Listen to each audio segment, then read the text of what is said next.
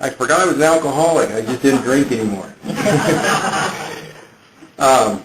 Wouldn't that be nice? Have early onset Alzheimer's and forget that you really like to drink. Wouldn't that be good? I am an alcoholic. My name is Paul Ramirez. Hi, Paul. I want to thank you all for giving me the privilege to come up here and speak. I really relish these opportunities to do this for one reason only, and that is to witness to the power, the grace, and of the mercy of a loving God and the power of this fellowship. And you guys performed a miracle, and we do it every day. We're in the life-saving business in this room. That's what we do here. And we share experience, strength, and hope, and we love and encourage and sometimes chastise and kick you in the butt, but we're always there. And AA has never turned its back on me in spite of all the times that they probably should have. And for that I am grateful. I am grateful that this program is a spiritual program because it's the spiritual part of this that really heals each and every one of us. And so I'll probably offend a couple of you. I'm counting on it. Because I'm going to talk about God a lot. And so right off the bat, my Jesus Christ is my Lord and Savior. He is my higher power. Now, I'm not going to say Jesus Christ anymore because those of you who don't like the name and everything else get all uptight about that. So you can relax a little bit. I'll just say HP or God. How's that? But in the big book, it says in the big book, that most of us that come in here have a problem with God. Whether we don't believe there is a God or whether we do believe, we just are mad as hell at Him. Okay? Most of us have a problem with God. And so that was me. I believed there was a God, but when I came into Alcoholics Anonymous, I hated Him. I didn't just hate Him like my neighbor next door. I hated Him with a passion.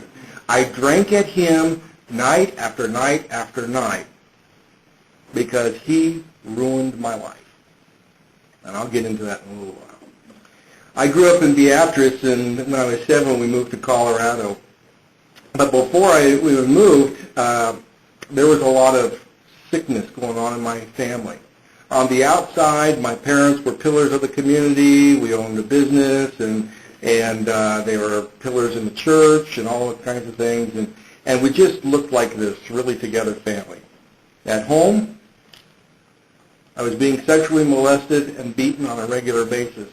One of those perpetrators was my mother, and a couple others were other family members. And throughout the course of my life, I was about 11, I think it was, I had about 16 different perpetrators. Some total strangers, some male, some female, and some just a little bit older than me. So that set me up to be thinking some really terrible things about myself, about life, misunderstanding where love is.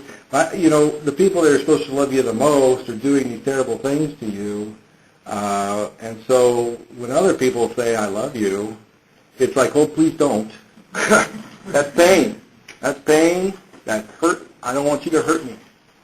And so I spent a lot of time running away from love. I couldn't recognize it. I didn't have any idea of it. So all my relationships thereafter, all the girlfriends I picked, were based on this really crazy, sick idea of what love was. And I see a lot of heads nodding now. I'm glad I'm in the right room. So when we moved to Colorado, we moved up into the mountains, and it was really far away from everybody, and a lot of the insanity stuff stopped. But my mother was very emotionally incestuous, very sick and everything else. And she was always trying to buy my favor and probably buy my silence. And I pretty much just ran any way I wanted to. I did what I wanted to do. My parents couldn't tell me very much. They had very little control over me. But I wasn't this hoodlum running in the streets and everything else, setting fires and doing all that kind of stuff. Well, there was that one time. We won't get into that. I could probably still be prosecuted for it. I just felt so alone and isolated from the whole world. Okay, that's what abuse victims end up doing. They withdraw within themselves and they shut the world out, put up all these walls, and very lonely inside there. I got all this hurt and guilt and shame, total shame, and there I had those crazy thoughts that I was responsible for what happened to me. I asked for it. All of my perpetrators were telling me these stupid things, but as a child, I just didn't know. I bought into it. I thought it was my fault. I didn't tell anybody about it until school, and I reached out for help, and that counselor assured me that there is no way that a mother would do that. That just doesn't happen. Then I told a police officer one time, and he not only told me that never could happen. Mothers don't do those kinds of things. He loaded me up into his car and took me home to my mother and reported to her the lies that I had been sharing. So that's it for telling anybody about what happened to me. Okay? Bad things happen one night down. Nothing good that comes from it. So we're up in the mountains, and I was so uncomfortable around people. I felt so inadequate, inferior, and I always felt like I was on the outside looking in. And it didn't matter whether it was family or school. It didn't matter where I was at. Around people, I was just really, really uncomfortable. And I started drinking at 14 to get drunk on a regular basis. I was drunk probably at least once a week when I was 14. And I really liked that. It wasn't the flavor and the taste of alcohol that I liked. It was the effect that I liked, because I can guarantee you the first time I drank, I got drunk. Okay? And that's the way I drank for the rest of the time. Because what is the point in having a couple of beers? You all understand that. What is that point? There is no reason to drink a couple beers. I want to get drunk. That is the whole mission in my life. Okay? I'm not saying I want to be an alcoholic when I grow up. I'm saying I want to be drunk. My brothers are the alcoholics. I'm not an alcoholic. Okay. So anyway, at 16, I'm the first to get my driver's license. And all of a sudden, I became pretty popular. Okay? Everybody needed rides to the parties. And so I started kind of getting a little bit of this self-esteem, because people were liking me, and hey, let's go to a party, Paul, and everything. People were inviting me to these parties and everything else, and I was having a good time, and so I was taking them. And then other people started getting their licenses, and then pretty much everybody had their license, and suddenly I wasn't so popular. They were just using me for a ride, like a good alcoholic would do. And so I got super involved in school. When I was 17, my 3 best friends died. One froze to death hunting, another one drowned, and the third one committed suicide. And all in the period of 9 months. Now, by this time, I'm drunk 5 times a week. I got alcohol in my locker. I got alcohol in my car. I go on to parties all the time, I'm not really doing much of anything, but I am super involved in all the extracurricular stuff. Okay, I'm getting C's and D's if I show up, which is rare. And actually, in my senior year, I missed almost as much school as I attended. But I still graduated. I was pretty manipulative. I got involved in the accountability committee, which is a subcommittee of the school board. I had full voting privileges. I voted to hire principals and do contracts and set budgets for the district. That's 18 years old, and I'm doing all of this stuff. I felt pretty cool. And I was youth advisor to the school board. I was senior class or the student body president. I was all these things, okay? I was just running around pretending like I'm something that I'm not. I really liked the attention. I liked playing this person, okay? But the more and more I played this person, the more and more I got afraid inside that you're going to eventually find out who I really am. You're going to find out that I'm the sick, detestable, pervert, weak, and I was terrified you were going to find anything out. So I would drink some more, drink more, get more and more involved. And just pretended to be this other person. And I graduated. Now my mother, one of the things she did was really good at separating my father and I. She drove a huge wedge between us. And I hated my father. Because as she was belting me 30, 40 times with a belt as a child, screaming at the top of her lungs at me, she would say, "You just wait till your father gets home, then you're really going to get it." Well, I knew he was going to kill me. I would hide under the bed. I wouldn't see my dad for days because I was terrified of him, hiding from him. And that is what I grew up with. That was the relationship we had. I hated him because he was mean. He was violent. Until I was 16, my father never, ever laid a hand in anger on me. And he only hit me once because I was being a real jerk, and I was begging for it, and I threw the first punch at him. And he hit me back, and we were wrestling all through that. We tore up the living room, we tore up the family room, we tore up the dining room, we tore the place apart. But that was the first and only time he ever hit me. But I had this concept in my head that my mother planted it. So when I graduated from high school, and part of the reason why I was doing all this extracurricular stuff is I wanted my father's approval. Okay? I don't know a guy that doesn't want his dad's approval. And I was growing, no matter how much I hated my dad, I wanted his approval. I wanted his love. I just wanted to hear him say one time, "I love you," and that's not the way my dad grew up. So he wasn't able to pass that on. So I'm at my graduation party, and the family has this party. It's at a bar, and there's a whole bunch of friends of the family, and the family there, and everything else. And so my dad gets up and gives a speech. And he says, "I love you, and I'm proud of you." And I said, "Fuck you." Turned around and walked out. I waited so long to hear those words, and I threw it away that moment. Then I moved to Denver. Could not wait to get out of the house, away from my parents up in the mountains, move to Denver. And I get up to Denver, and I am nobody.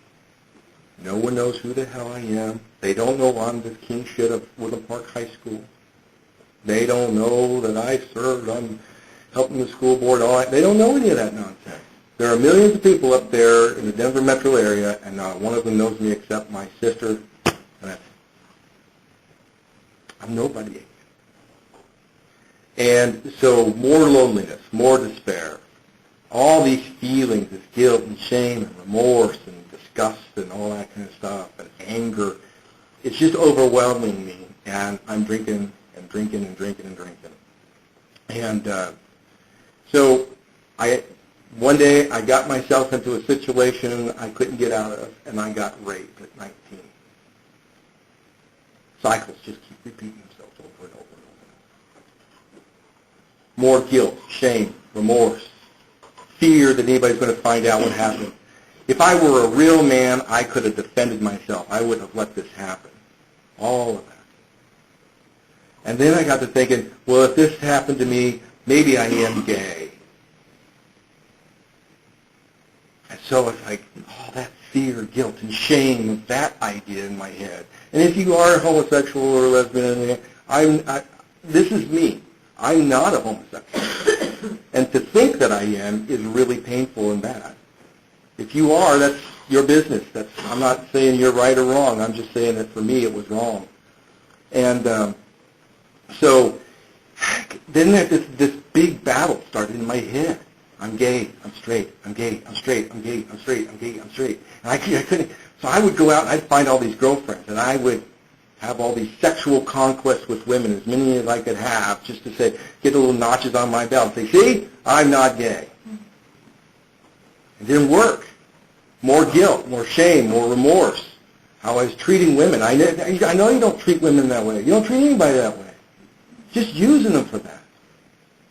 But I hated myself for that. So then it would go back to, well, maybe you're gay. If you don't like women, you don't like having sex with women, sometimes I like having sex with women. I don't like having wrong sex, bad sex, using selfish sex. That is bad for me. And that's, see, I didn't understand this, and back and forth and back and forth. And this insanity, this fight kept going on in my head. I had to drink more and more and more.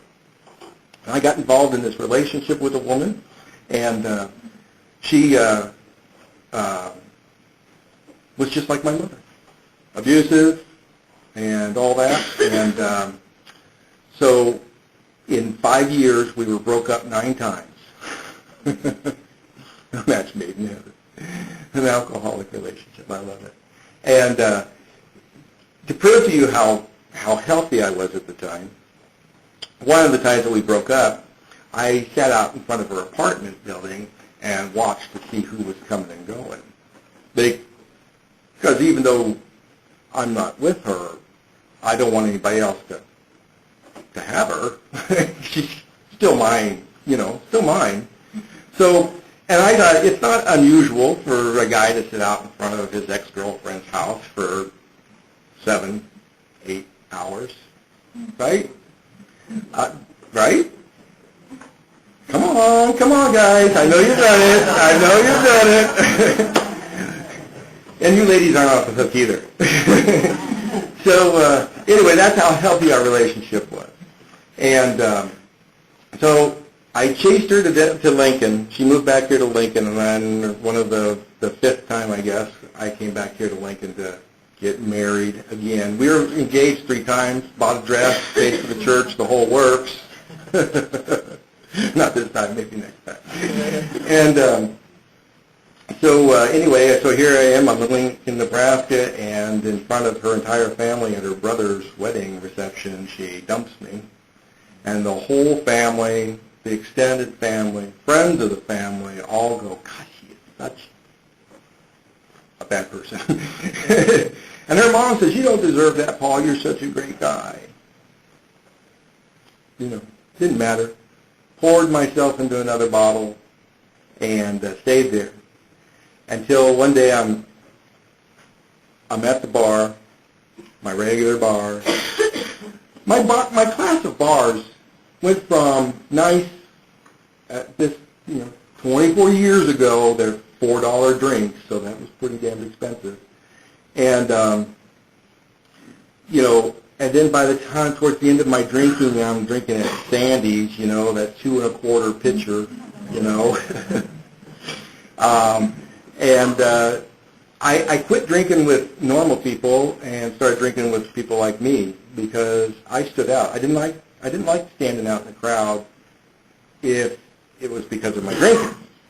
Okay, so here at Sandy's bar, I'm sitting there at the stool. Some of the things I used to do, really stupid stuff, is, I get so drunk I couldn't get off the bar stool. Right? I got pee. So I just peed at the bar stool. And I would spill my drink into my lap and go, oh, damn, look what I did. Not a full beer, of course. And, oh, look what I did. And so the bartender would wipe that up and get a mop and mop up my piss off the floor and give me another drink. You're going to use that one of these days. I know you will. If you go back out, you're going to go, hey, I remember that guy got a free drink. So, it's just some of the insanity. Because it didn't bother me that people saw me sitting at a bar and it just pissed my pants. That didn't bother me. But going to my first AA meeting, I was terrified anybody might recognize me. And it didn't bother me that I would be out on the street, on the sidewalk, and here's my car, and there's the door to the bar, and I would just, I'd be standing there trembling, powerless to get to my car and just go home. That bar, that magnetic power just dragging you into the bar. I don't want to do this. You've got to do this. Just one beer. You say, no, I'm not going to do it. And that fight, more of that insanity, fighting back and forth. And that's, we alcoholics, our brains are running at 100,000 miles an hour with all these conflicts and resentments and fears that we've got running around. And we've got to drink, otherwise it'll explode. So, not the last drink, not the last drunk, but I'm sitting at this bar, and it's within a couple weeks of my last drink. And I am, that thought that, we alcoholics say, oh, I drank myself sober, which is an absolute insane myth. Of course you don't drink yourself sober. But this particular night, God is my witness, I swear I was sober. I was fully aware when normally I am so either in a blackout or just so drunk I can't see the door. And that night, I could see everything. I was aware of everything. I looked around the bar, and I realized I was the last one to walk out. I closed the bar. I did that every night. I get home, and now, when you're drinking like I drink, you go right from the work to the bar, and then you get home at 1, 2, 3, or maybe you just don't go home for a few days. And then you pass out when you get home, and then you get up late for work, and you're rushing, putting on another stinky suit, and rushing out the door to get to work before you get fired, because today is the day you're going to get fired because you're late again. And if I wasn't late, I would call in sick, one or the other. And I get to the house, and I got 2 dogs. 2 dogs for a couple, 3 years lived with me in that same way. And what happens when you don't come home for 2 or 3 days? What are the dogs doing? They're pissing and crapping in the house. I would come home and I would get mad as hell at them and scream and yell, there's another mess on the floor, and I would say, you know better than that, and scream, and they would just run from me. But they were always there every day, wagging their tail, excited that I was there. Well, this day, when I drank myself sober, I opened up the door, and the wall of ammonia just overwhelmed me, burning my eyes. And God gave me clarity at that moment. And I knew how I had been living. And there were no dogs. And I was terrified. I thought, oh my God. The landlord has come into the house, saw the mess, smelled, and called animal control. They took the dogs away. I'll never get my dogs back. I'm going to get evicted. What am I going to do? How am I ever going to get my dogs back? And so I'm yelling for my dogs, and they're nowhere. And so I walk upstairs, and the trash is knee-deep. You've seen those hoarder shows? Well, I was well on my way. And I walk into the living room. The couch is on its back. The cushions are shredded. Lamp is broken, and the shade is all ripped up. Curtains are ripped down off the wall. Feces everywhere. Dog urine, my urine throughout the whole place. Not 1 inch of floor that was clean. And there my dogs are, hiding behind the couch, violently trembling because they were afraid of me. And when you've lost your dog, you have lost it. There's nothing left. There is no respect, no love, no patience, no kindness left for you. When your dog doesn't want anything to do with you, you have really blown it. And I just dropped to my knees, and I begged God to take me, because I couldn't do it. I couldn't kill myself. I tried several times. I used to play Russian roulette. I would come home from work. I was an armed officer at Denver General Hospital. That probably would make you all feel real comfortable. And I would take all the bullets out except for one, and I'd spin that chamber, and then I would cuss at God. I hate you, you weapon this, and blah, blah, blah. And I would go, F you, click. I can't remember how many times I did that. It was more than a dozen. But that night on my knees, God gave me a moment of clarity, and He spoke to me. If I wanted to kill myself, I would have left all 6 bullets in the gun.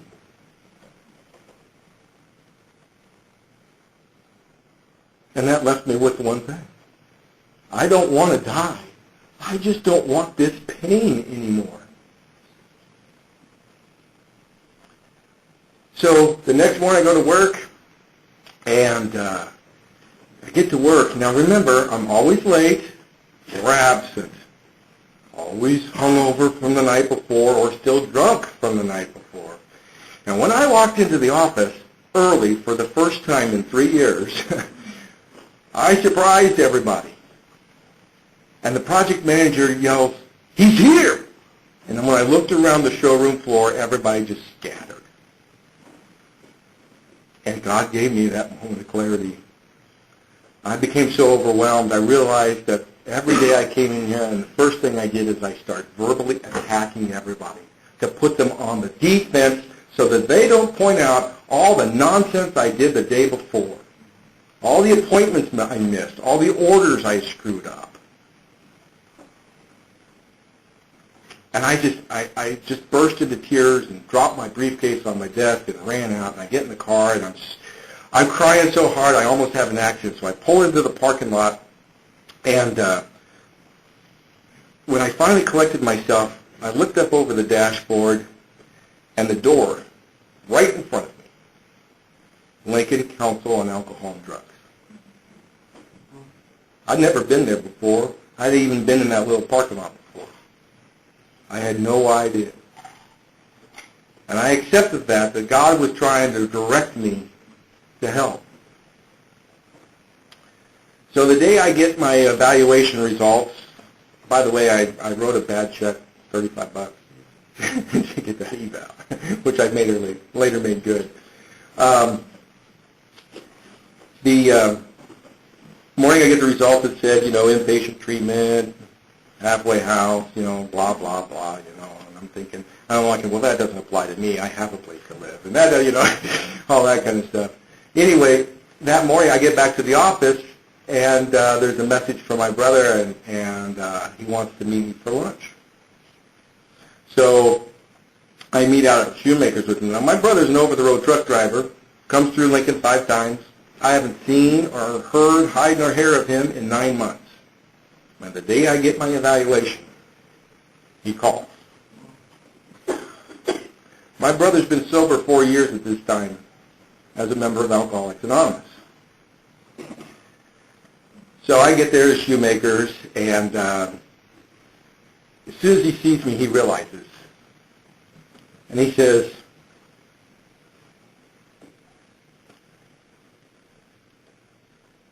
I'm in that moment that happened 24 years ago today. I still see it, feel it. I can smell the greasy Shoemaker's food. And my brother says to me, this morning I woke up and the Holy Spirit came over me and said, I got to call you. He said, I didn't know why, but now I do.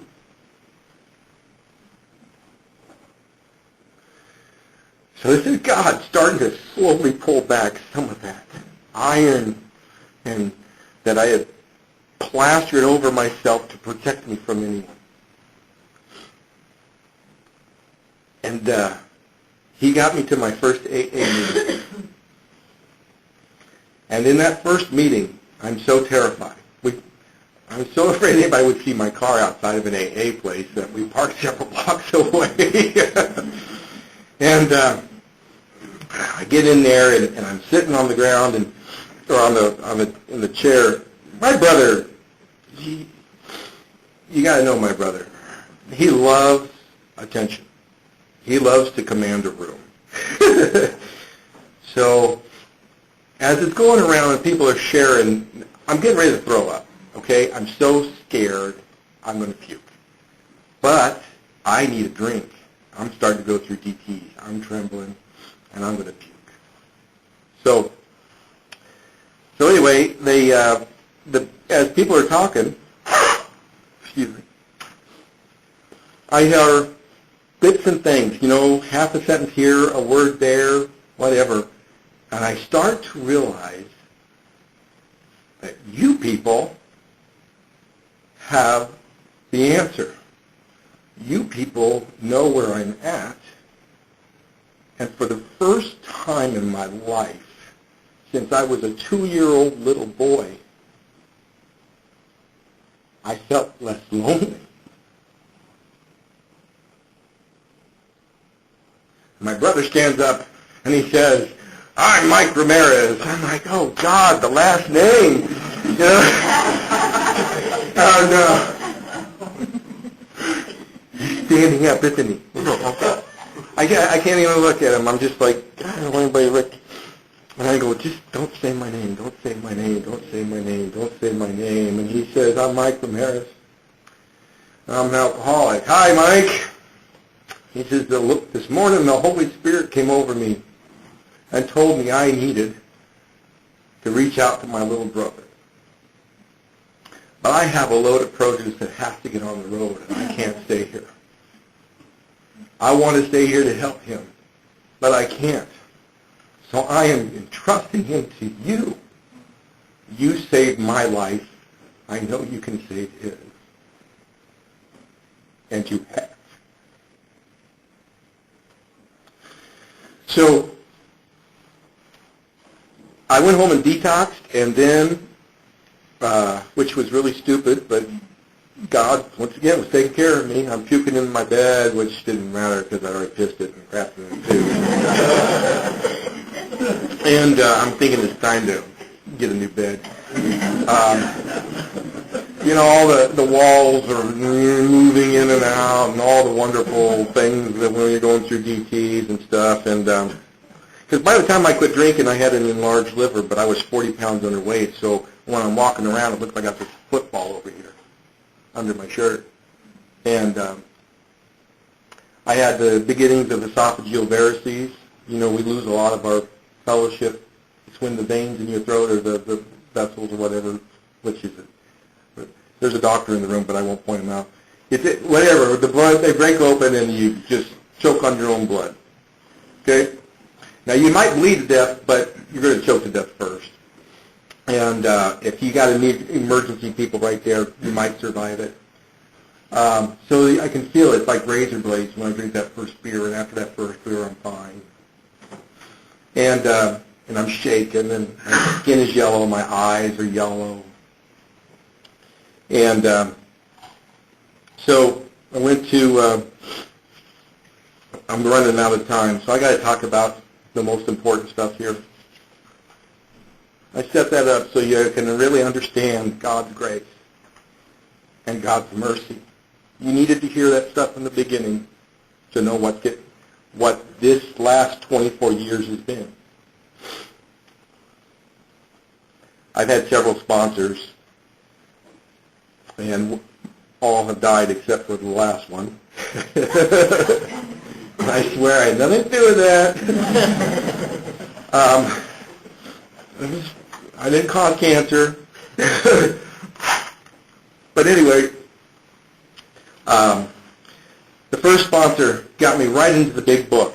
Now, in case no one's told you, the actual instructions on how to work the 12 steps of Alcoholics Anonymous are written in the first 164 pages of this book.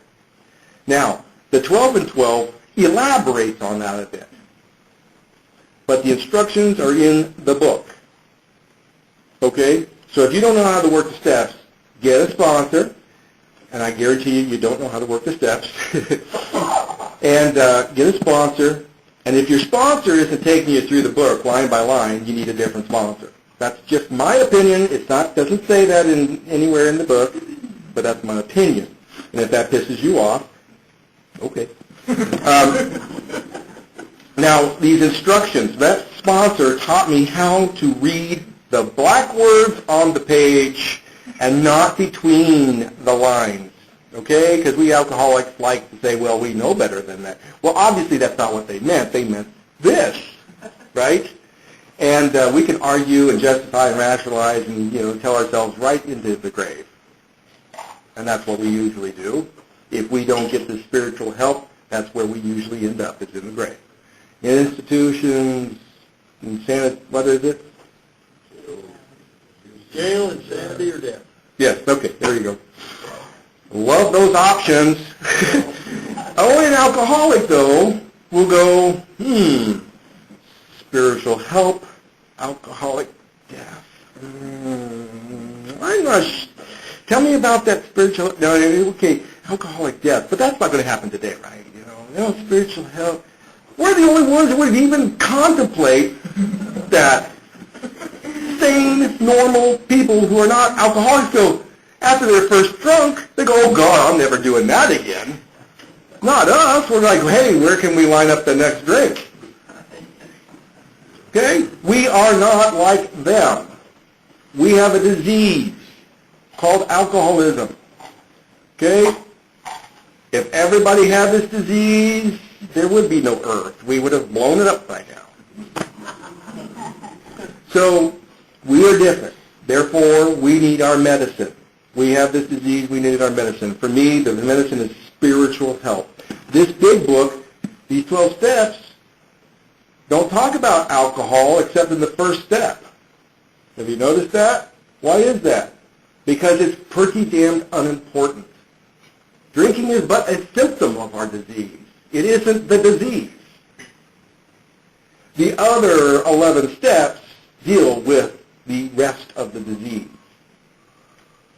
Okay? So if you want recovery, you're going to have to look beyond step 1. Otherwise, you are doomed to repeat what you've always done. So, once again, that's just my opinion.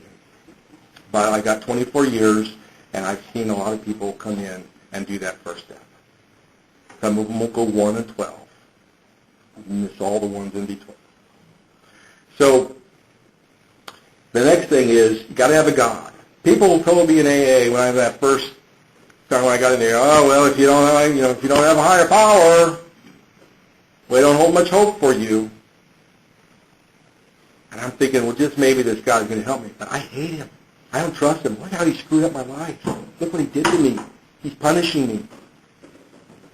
So I turned my will, my life over to God every day.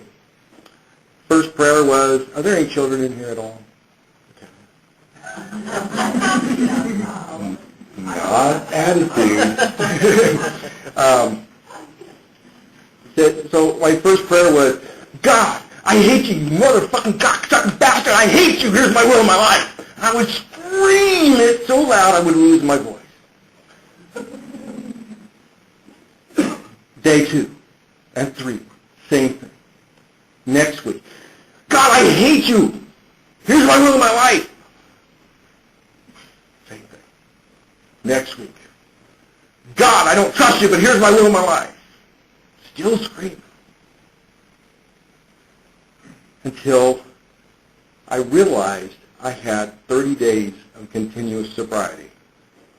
The first time in 13, 14 years. And I fell to my knees in an AA meeting and said, thank you, God, for saving my life.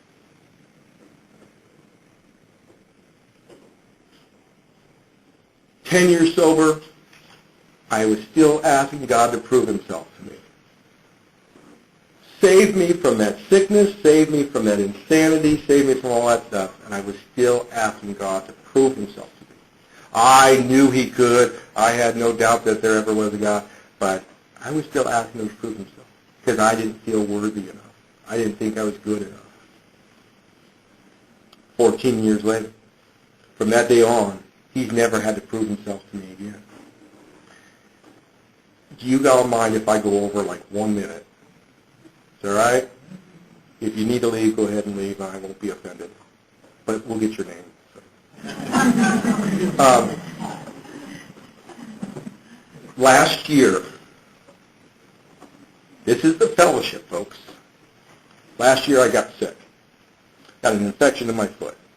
Overnight, my foot just blew up the size of a football. Go to the doctor. They said, shot me full of antibiotics, all that kind of stuff. 2 days later, it broke open. There was a flesh-eating bacteria in my foot, and it broke through the skin, and it was just the most disgusting thing. Went right to the emergency room.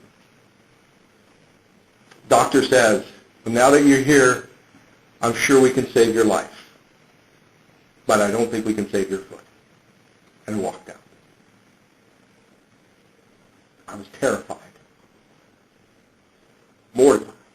I'm diabetic. Once they start cutting, they don't stop. This is all going through my head. I pulled out my phone, and I got onto Facebook. And I said, I need prayer now. And within minutes, I was overwhelmed. And so after 11 days of being in the hospital and everything else, and the doctor says, you know, we're going to have to take your foot. And I said, no. He said, well, we can wait another day and see if it, you know, as long as these levels and this doesn't get worse, you know, we can give it one more day. But as soon as that starts to turn south, we're going to have to put you in surgery. And I looked at him and I said, you are going to treat my foot as if you're going to save it, because we are. My friends are praying for me. This is my foot.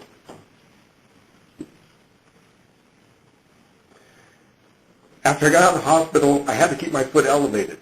I had to go into the hospital twice a day for wound care. So in the morning, when the midnight sponsor, on his way to school, would pick me up and drop me off at the hospital. And then, on the way, an hour later, another guy's sponsor, or his wonderful wife, would come and pick me up and bring me home. And then at noon, one of the guys I sponsor would pick me up and take me to a meeting. And then after school, one of the guys would come pick me up and take me back for my second wound care. Sponsor, sponsorees, friends. When I walked into my house, I had a guy that I was helping get sober. Well, actually, he was sober, but he relapsed while I was in the hospital, and he left the dogs. There was dog poop everywhere. The place was a mess, trash, dishes all over the place. And two of the men I sponsor and their wives got cleaning supplies, came up and cleaned up his messes, did my dishes, did my laundry. And I'm laying on the couch, and I'm just going, thank you, God. I am the luckiest man in the world. For 4 months, AA nursed me back to health, took care of me, ran me around because I couldn't drive. They loved me, and they supported me. We had meetings at my house. They took me to meetings. I'm not working. I got laid off before this all happened. I'm broke. A year later, I haven't been evicted. Somehow the rent got paid, folks. I can't tell you how. There was more than one time the power was going to get shut off. Actually, one time it did get shut off. Someone generously came in and saved the day on that. Within a couple hours, it was turned back on. Over $600 bill. $6,000 in rent, hundreds and hundreds of dollars in bills, and I'm not hungry. I'm still in the same house. Electricity is on. And it's because this fellowship of Alcoholics Anonymous, if you don't start getting connected to these people, you are missing out on the best thing that will ever happen to you in your life next to having a child. And I am sorry that I ran so far over. This is why I love to come and speak, because I like to witness to what you folks have done in my life. I wouldn't be standing here without you. And to God's grace and mercy, and my Lord Jesus Christ, which I said I wasn't going to say his name again, but if you have a problem with that, so on. Whoever your higher power is, last thing, now I got you.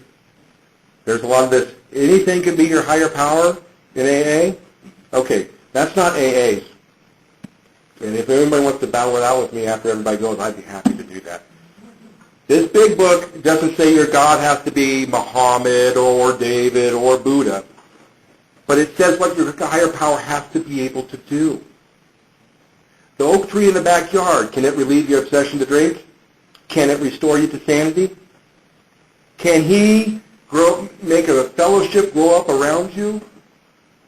So there are hundreds of things that your higher power has to be able to do. And so when you choose a higher power, if it's small enough for you to understand in this box, then it's not big enough to solve your problem with alcoholism. And I suggest you find a different higher power. And again, thank you. I apologize for keeping you all so late. But that's